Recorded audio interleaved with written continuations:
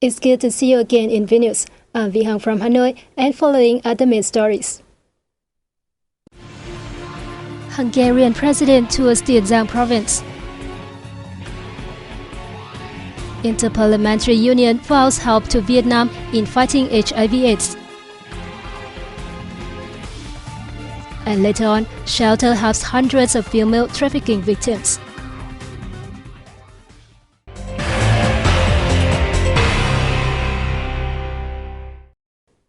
Hungarian President other channels on November 30th visited the Mekong Delta province of Tien Giang as part of his ongoing visit to Vietnam from November 26th.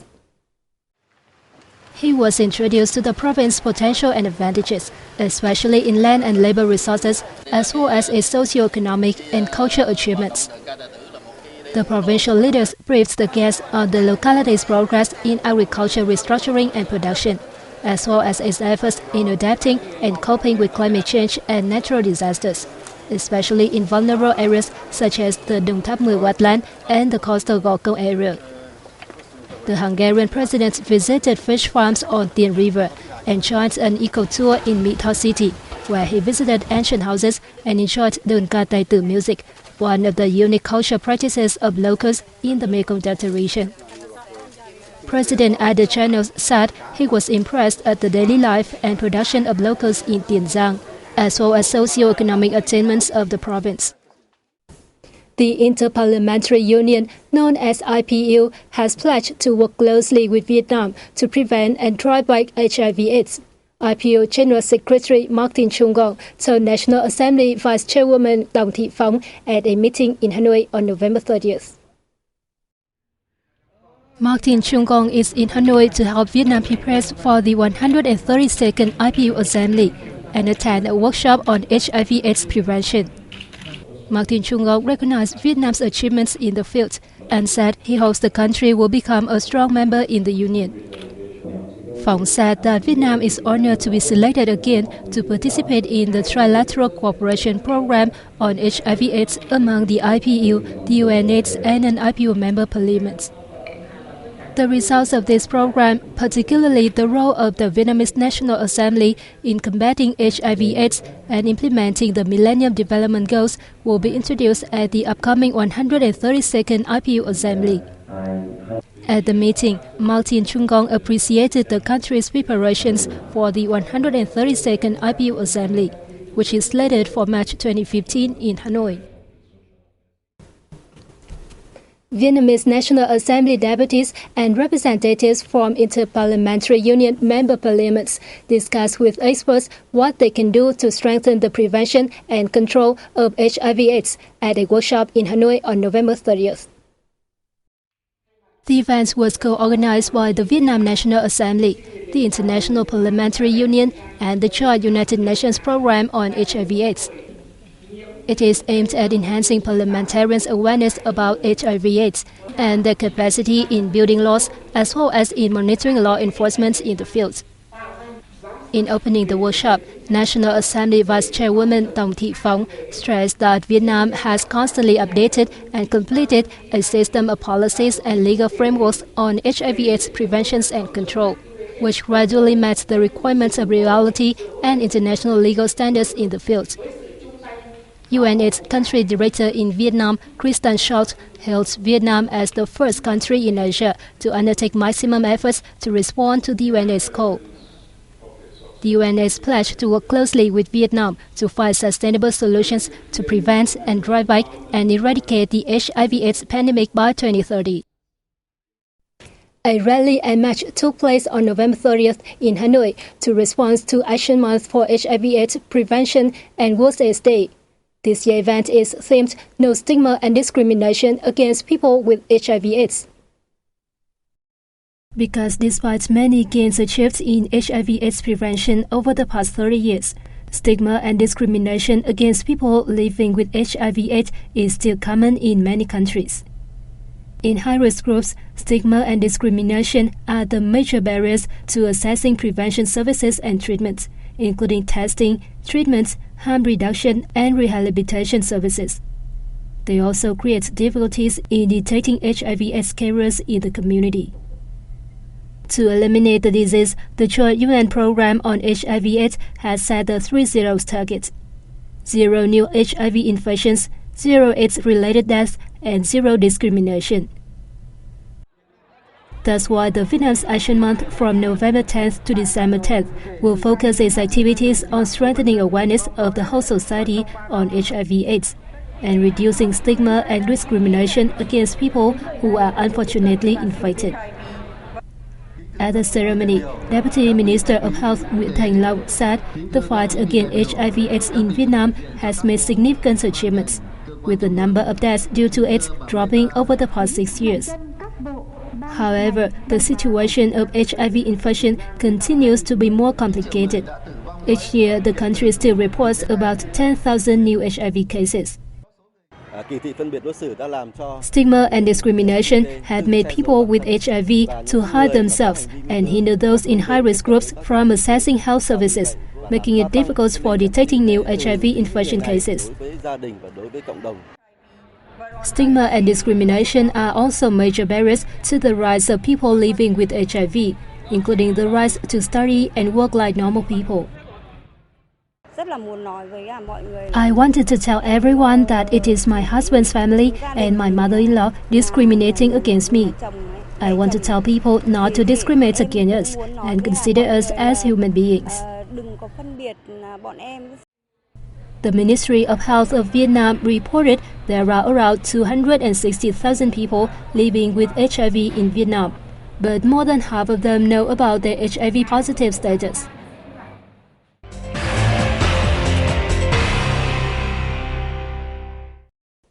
Moving to economic news, Vietnam earned $28.2 billion from exporting agroforestry and fishery products in the January-November period, up 12.1% year-on-year. The Ministry of Agriculture and Rural Development said the volume of rice exports decreased by 2.7% to 6 million tons, but earnings rose by 1.9% to nearly $2.8 billion. China remains Vietnam's biggest rice market, followed by the Philippines. Both pepper and coffee saw their export values up by 35.7% in the past 11 months.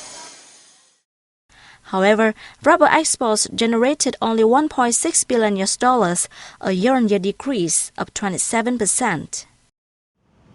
In the review period, seafood export value reached around $7.2 billion, an increase of 19.9%.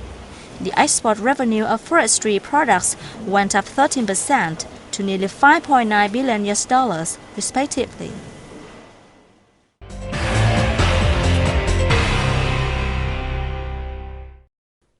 Local residents in southern central provinces are cleaning up fallen trees, repairing their houses, and damaged sea dikes after Storm Sinlaku passed through the localities late November 29th. Bình Định province reported that a 50th section of the sea dike in Quy Nhơn city was damaged in the storm, while dozens of houses lost their roofs and hundreds of trees fell. The provincial authorities have mobilized more than 100 young volunteers and soldiers of the bodyguard force to prepare the dike, which protects hundreds of households in Nhơn Lý commune from the sea. Phú Yên province reported no casualties thanks to good preparation, but 33 houses collapsed or had their roofs blown up by strong wind and rains. A sea dike at the Dien River mouth was damaged, while many local roads were submerged underwater, and 210 hectares of food crop were inundated. After sweeping through Bình Định and Phú Yên provinces, Sinlaku has weakened into a tropical depression, bringing torrential rains to provinces of Da Nang City to Phú Yên and the northern region of Central Highlands. More than 30 stories, a short film and photos are on display in Hanoi, telling the stories of many women from the northern province of Hưng Yên who were given the opportunity to use internet and change their life. The exhibition titled Internet with Women, Opportunities and Changes is being held by the Vietnamese Women's Museum in coordination with the Ministry of Foreign Affairs of Finland and Finland's Fast Spectrum Company. It is part of a project taking place from May to November in Bần Yên Nhân, Nhân Hòa and Dị Sử communes in Mỹ Hào district, the northern province of Hưng Yên. The stories and messages shown at the exhibition prove that women appreciated the Internet's advantages. It helps them connect with relatives and children abroad, learn, entertain themselves, and care for their families. They also indicate some flaws of using Internet, such as sexual suggestive content and scams. The exhibition will run until December 17th at the Vietnamese Women Museum, 36 Lý Thường Kiệt Street, Hanoi. Peace House Shelter, a project funded by the Spanish government, has provided assistance to hundreds of survivors of human trafficking and domestic violence over the past 7 years. The results were announced at a recent ceremony in Hanoi on the occasion of the closure of the project. Em thấy sợ.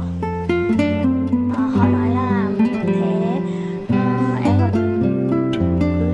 lúc em lừa bán em có thai 8 tháng. These images are from a video clip made under a project named Peace House Shelter. It aims to raise public awareness of gender equality and human trafficking in Vietnam. It is estimated that about 23 million people are trafficked across the world. In Vietnam, human trafficking exists in different forms. Sexual exploitation, forced labor and marriage are the main purpose for trafficking, with China being the main destination. Well, as you know, human trafficking is one of the big problems and the big concerns for the Vietnamese government and for international organizations and also for the Spanish government. And that's why Spanish cooperation in Vietnam has been centered on gender issues and most specifically on those two issues, human trafficking and domestic violence. The Spanish government and the Vietnam Women's Union in the Center for Women and Development created the Peace House Shelter in 2007. Since its inception, the shelter has provided victims with a need-based support package including safe accommodation, medical and psychosocial care, vocational training for better reintegration. Cao Thị Hồng Vân, Vice Director of the project, stressed reintegration is the biggest challenge for the women after leaving the center. If they have a stable livelihood, then there will be no chance to be trafficked again. Therefore, before the women come back home, we will sit down with them and their family to map our return plans and continue with follow-up up to 2 years to ensure the sustainable reintegration. Ambassador Tena stressed numerous measures is necessary to tackle the human trafficking and domestic violence in Vietnam. It's true that this is a very difficult task and the prevention part of it is the most important. And then it needs a combined and coordinated effort of many institutions. But most of all is the Vietnamese society, is the people, is the men who have to be aware of what this problem means and to evolve in a positive manner. The event marked the end of Spain's technical and financial support. From now on, the Center for Women Development will manage the shelter. The model of the Peace House will run in the years ahead. We will strive to maintain the quality of the services and working mechanism. In order to do so, we need more support from the Vietnam's Women Union, domestic and international organizations, as well as the private sector. We need to raise funds and human resources to optimize the project in the coming time. 300 beneficiaries is only the initial result of the project. It is expected that domestic and international assistance will help facilitate the project, thus benefiting more unfortunate people. And that has come to the end of our bulletin. Thank you for joining us and goodbye for now.